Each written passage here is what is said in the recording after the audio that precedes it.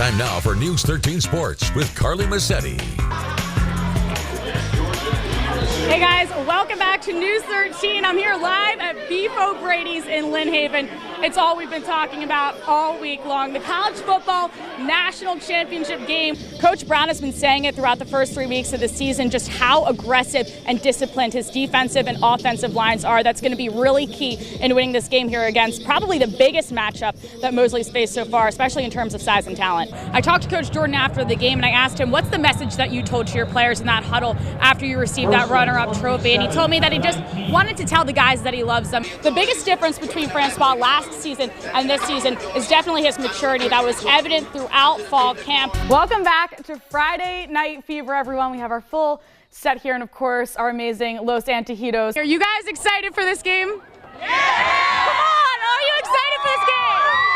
You can just feel the anticipation in this gym right now. I got both the teams warming up here behind me. Parents and fans are starting to fill the stands. There was even a pep rally outside when I got here. Moving over to Region 2 this time, undefeated Port St. Joe hosting Liberty County. This one, wet and muddy. I might have ruined my sneakers at this game. First drive of the game, Sharks dominant out of the gate. Kion Zaccaro barrels through, brings some dogs with him. Also, Port St. Joe on the 1 yard line, and you got to give it to Zaccaro again after that, right? Your team has been practicing next to this facility as it's been built from the ground up. What's it like to finally be playing your first game here?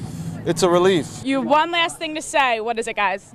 Gonna get a dub. It's better at Bay. It's better at Bay? Yes, I love you, Mom. I love you, Mom. All right, these guys love their moms, and it's better at Bay. I'm going to let you guys go warm up. If we're trying to find something positive in it, though, I think there's something to be said. We talked about this earlier. There's something to be said for losing.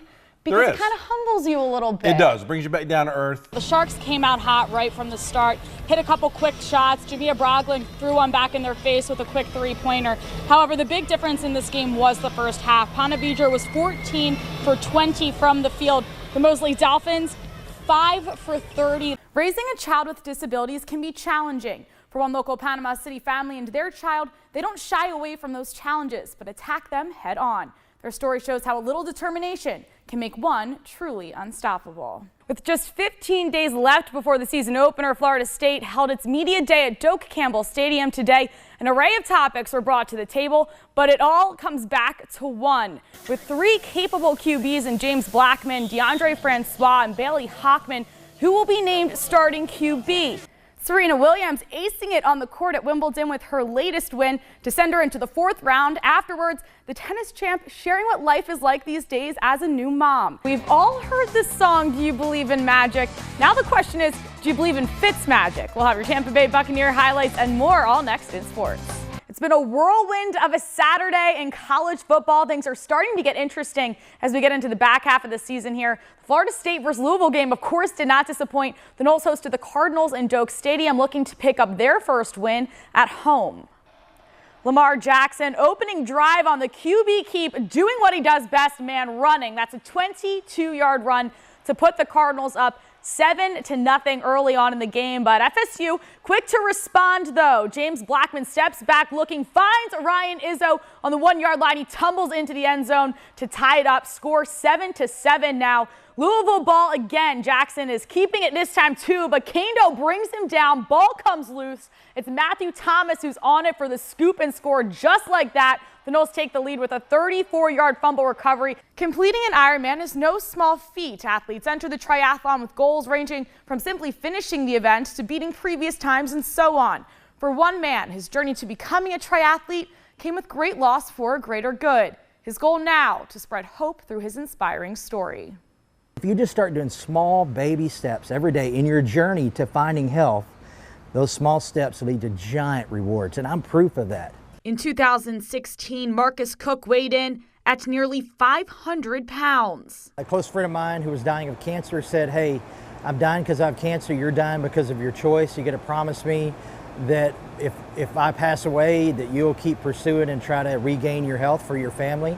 And so I just took that word of advice and I just started walking 20 minutes a day. Those short walks turned into a lifelong marathon. It went from the small distance to a sprint to an Olympic and then to a half Ironman. And now, 2.5 years after being 500 pounds, not being able to get off my couch, I just finished my second full Ironman.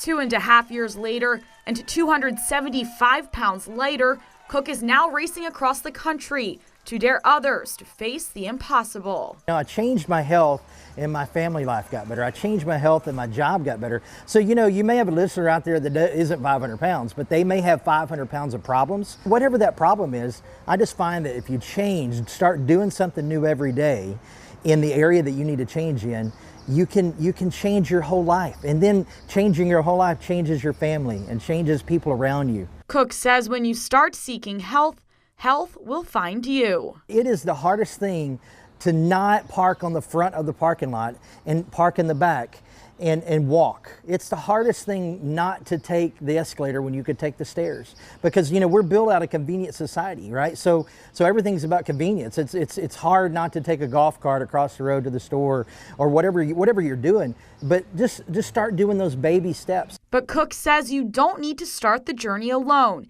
He hopes to encourage others to reach out to local workout groups for knowledge and support. Believe me, people want to help you get in shape. They want to see you succeed, because if you succeed, your family succeeds. People around you succeed. I mean, it's a domino effect that you don't even think about when you're big. Cook finished his third half Ironman here in Panama City Beach yesterday and has now raised over $100,000 for the Ironman Foundation. Hurricane Michael has complicated academic schedules and compromised seasons. But through the trials the storm has brought in, we've also seen great triumph. Bay High's Josine McKinney is a perfect example of overcoming all odds despite the hand you're dealt. After Hurricane Michael, Josine McKinney didn't know if he would be able to finish out his senior year at Bay High. I ended up moving to Alabama by myself. I was living with my step family, and they took care of me for like 3 weeks. During that time, he began practicing with an Alabama high school team, finding out a week into practice that he was ineligible to play for them. So McKinney returned to Bay, where he hit another roadblock. My first day back at practice, I wound up injuring myself, a serious ankle injury. And once I took my shoe off and my sock off and I looked at it, it was the size of a baseball. From that point on, I thought it was over. I felt bad for him because I know this is his senior year. I realized he was going to miss some time. So I just tried to keep encouraging him. After 2 months of rehabbing his ankle, McKinney was eased back into Bay's rotation. You could tell he was a little disheartened about the minutes that he got. He got a little upset after the game one time, and he even called me later and said, "Coach, I apologize. It's just I want it so bad." And I said, "I understand you want it, and we're going to help get you there." Wednesday night's game against Crestview, his big comeback. The Tornadoes down by 2, 3 seconds to go. McKinney getting the inbound and beating the buzzer to get this shot off right here. I was pretty much shocked. I couldn't believe it until my teammate came up and told me that I hit the game-winning shot. And then after that, it just all clicked in, and I knew what to do after that. The basket clearing benches and bleachers. But for McKinney, it was a moment bigger than simply putting the ball in the net and beating a top 100 team in the state. It was also a personal victory. Once that shot went in, I started feeling all that pain where I came from. Just telling myself that God said it wasn't over. He told me to keep on fighting, and I kept on fighting, and then he showed me why. I was ecstatic for him. That's the kind of things that you want for your kids. You know, you want them to have those moments, because it's those moments they will never forget for the rest of their life.